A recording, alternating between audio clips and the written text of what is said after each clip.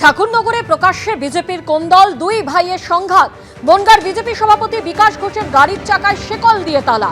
গাড়ির চাকায় শিকল লাগিয়ে দেন বিজেপি বিধায়ক সুব্রত ঠাকুর, আর সেই তালা খুলতে গেলেই শান্তনু ঠাকুরের সঙ্গে তার বচসা হয়।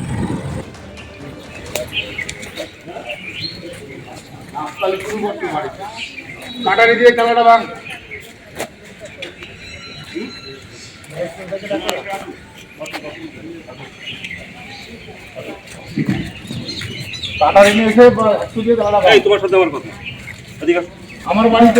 আমার বাড়িতেও আসছে, আমার সঙ্গে দেখা করতে। ঠিক আছে, আমার ওর সাথে কথা। আমার কথাটা হচ্ছে যে তুমি সেদিনকে পালাই গেলা, তারপরটা সেদিনকে বললো তারপর না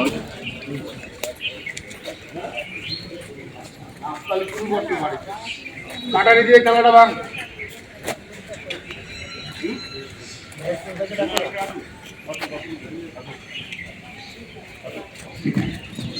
টেলিফোনে রয়েছেন আমাদের প্রতিনিধি সমীরণ পাল। সমীরণ, একই দলে রয়েছেন দুই ভাই, একজন বিধায়ক অন্যজন সাংসদ, এইরকম একটা সংঘাতের পরিস্থিতি কেন তৈরি হলো? দেখো, দীর্ঘ কয়েক মাস ধরে এই সংঘাতের পরিস্থিতি তৈরি হয়েছে এবং আজকে সেটা চরমে পৌঁছয় যে ঠাকুরনগর মতুয়া ধামে যখন সাংসদ তথা কেন্দ্রীয় জাহাজ প্রতিমন্ত্রী শান্তনু ঠাকুরের কাছে এসেছিলেন বনগাঁ সাংগঠনিক জেলা বিজেপির সভাপতি বিকাশ ঘোষ, সেই সময় দুপুরবেলা তার গাড়িতে শিকল দিয়ে তালা লাগিয়ে দেওয়ার অভিযোগ ওঠে যে বিজেপি বিধায়ক গাইঘাটার সুব্রত ঠাকুর এবং তার অনুগামীদের বিরুদ্ধে। এবং এই নিয়ে পরিস্থিতি উত্তপ্ত হয়ে ওঠে এবং শান্তনু ঠাকুর নিজে বেরিয়ে আসেন এবং শান্তনু ঠাকুরের বক্তব্য হচ্ছে বিকাশ ঘোষ তার সঙ্গে দেখা করতে এসছেন, সুতরাং তার একটা দায়িত্ব যে তার গাড়ি থেকে শৃঙ্খল মুক্ত করা। এবং সেই মতো তিনি বেরিয়ে আসেন এবং বচসায় জড়িয়ে পড়েন সুব্রত ঠাকুরের সঙ্গে এবং তিনি স্পষ্ট বলেন যে তার সঙ্গে দেখা করতে এসছেন বিকাশ ঘোষ, এসব করা যাবে না। এবং তারপরেই শিকল খুলে দেওয়া হয়। এর কয়েক ঘন্টা যেতে না যেতেই এবং যে কারণে তালা ঝোলানো হয়েছিল, সুব্রত ঠাকুরের পক্ষ থেকে বলা হয়েছিল যে বনগাঁ সাংগঠনিক জেলা বিজেপির পক্ষ থেকে যে সমস্ত মন্ডল সভাপতির নাম ঘোষণা করা হয়ে গেছিল অনেক আগে, সামনে নির্বাচন এবং তার আগে যাতে সংগঠন মজবুত করা যায়, সেই কারণে গাইঘাটা মন্ডল 1-এর বিজেপির যে সভাপতি সেটা নির্বাচন করা হয়নি। কারণ সেই কারণে সেই দাবিতেই তারা এই ঘটনা ঘটায়। এরপরে অস্বস্তিতে পড়ে বিজেপি নেতৃত্ব, প্রকাশ্যে সাংসদ বিধায়কের দ্বন্দ্ব এবং তারপরেই সাংগঠনিক জেলা বিজেপির পক্ষ থেকে সভাপতি বিকাশ ঘোষ, তিনি গাইঘাটা মন্ডল 1-এর যিনি সভাপতি ছিলেন সন্তু ঘোষকে আবার পুনরায় ওই পদে বহাল করেন। বলেন তিনি জানিয়েছেন যে সামনে নির্বাচন এবং সংগঠন মজবুত করার জন্যই এই সিদ্ধান্ত নেওয়া হয়েছে। ধন্যবাদ সমীরণ। বিজেপির মন্ডল সভাপতি নিয়োগ নিয়ে ঠাকুরনগরে সুব্রত ঠাকুর এবং শান্তনু ঠাকুরের মধ্যে সংঘাত, এই দুই ভাইয়ের কি বক্তব্য শোনাবো আপনাদের। আমার একটা গাইঘাটা মন্ডল 1 আর একটা কল্যাণীর বেরোয়নি।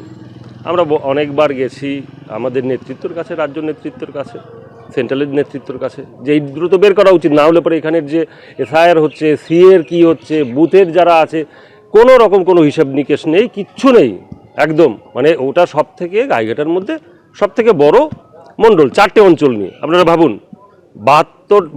72টার উপরে হচ্ছে বুথ।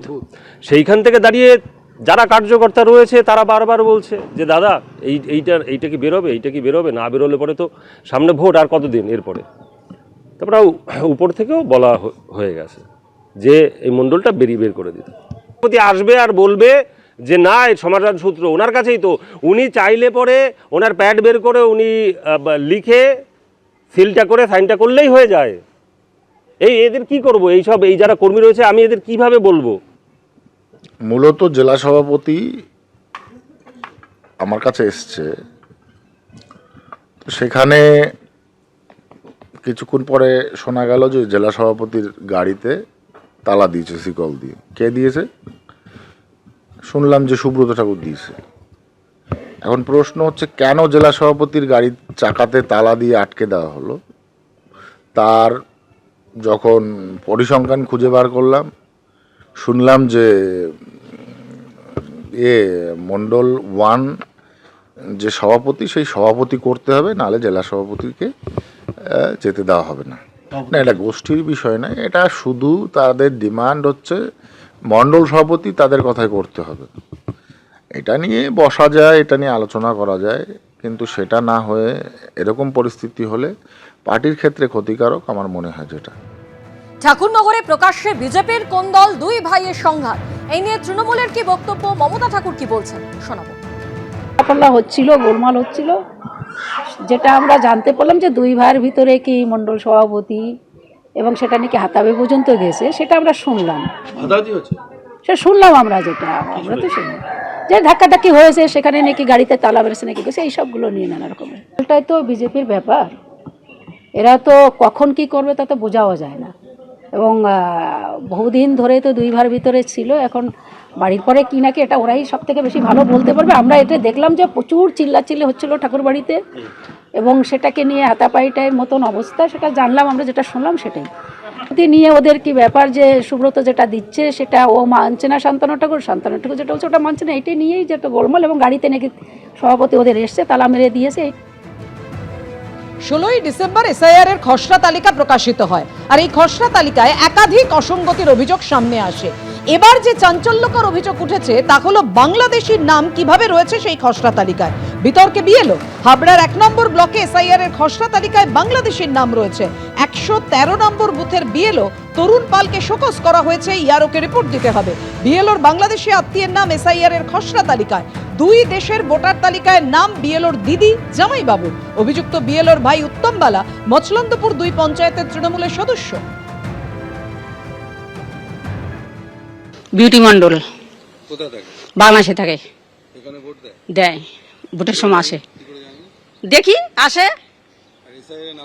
হ্যাঁ, কি করে হলো সেটা, ওর ভাই তো বিএলআর, এটা তো বাংলাদেশ থেকে আইছে কিছুদিন আগে। হ্যাঁ, ভোটার কার্ড করেছে, সবারই করেছে, voter I card, Aadhaar card. একজন থাকে, যেটা তোমার বিউটি মন্ডল বলে, উনি থাকে, আর বাক্সা এখানেই থাকে। ভোটার তালিকায় কার কার নাম আছে? ওনার বিউটি মন্ডল আছে, ওনার ওয়াইফ মানে হাজবেন্ডের আছে, দুলাল মন্ডল। বিউটি মন্ডল কি এখানেও নাম তুলেছে? হ্যাঁ, এখানে তুলেছে, ওই জন্যই তো সব মানে ইয়ে আছে। হ্যাঁ, এসআইআর ফর্ম খসড়া নাম তুলেছে। এবার সে ওনার ভাই বিএলও, সে কি করে করেছে আমরা জানি না, আমাদের তো বিষয়। বিউটি মন্ডল আর হচ্ছে দুলাল মন্ডল, দুজনের স্বামী স্ত্রীরই বাংলাদেশেই ভোট, কিন্তু এখানকারও ভোট দিচ্ছে তারা। এবং ভোট যখন দিতে আসে না, ভোটের সময় যে ভোটের সময় দিতে আসে না, সেই ভোটগুলো ওরা এখানকার লোকেরাই দিয়ে, ওই আই কার্ড দিয়ে এখানকার লোকেরা দিয়েই আমাদের বুথে গিয়ে ভোট দেয়। এসআইআর ফর্ম ফিল আপ করেছে কিন্তু উপস্থিত নেই, তবুও এসআইআর ফর্মটা ফিল আপ হলো কি করে?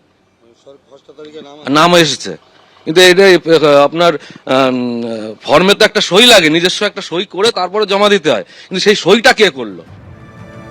এদিকে এসআইআর আবহে পান্ডুয়া থেকে গ্রেপ্তার এক বাংলাদেশি। বেআইনিভাবে ভারতে বাস, পান্ডুয়ায় গ্রেপ্তার বাংলাদেশি যুবক। অভিযুক্ত ব্যক্তি বরিশালের বাসিন্দা রিয়াদ হাসান। 3 বছর আগে দালাল মারফত কলকাতাতে এসেছিলেন। কলকাতার টালিগঞ্জ এলাকায় থাকতেন তিনি। বেশ কিছুদিন আগে টালিগঞ্জ থেকে পান্ডুয়ায় এসেছিলেন ওই ব্যক্তি। পুলিশ সূত্রে খবর, ধৃতের বিরুদ্ধে অবৈধ অনুপ্রবেশের অভিযোগে মামলা রুজু করেছে পুলিশ। দাদা, পুলিশ ধরলো কেন আপনাকে? পুলিশ ধরলো কেন আপনাকে? কোথা থেকে এসছেন আপনি? বাড়ি কোথায়? কিভাবে এসছেন? আপনি ইন্ডিয়ার বাসিন্দা? কোথাকার বাসিন্দা? কোথাকার বাসিন্দা? বাংলাদেশের বাসিন্দা। এবিপি আনন্দ এগিয়ে থাকে, এগিয়ে রাখে।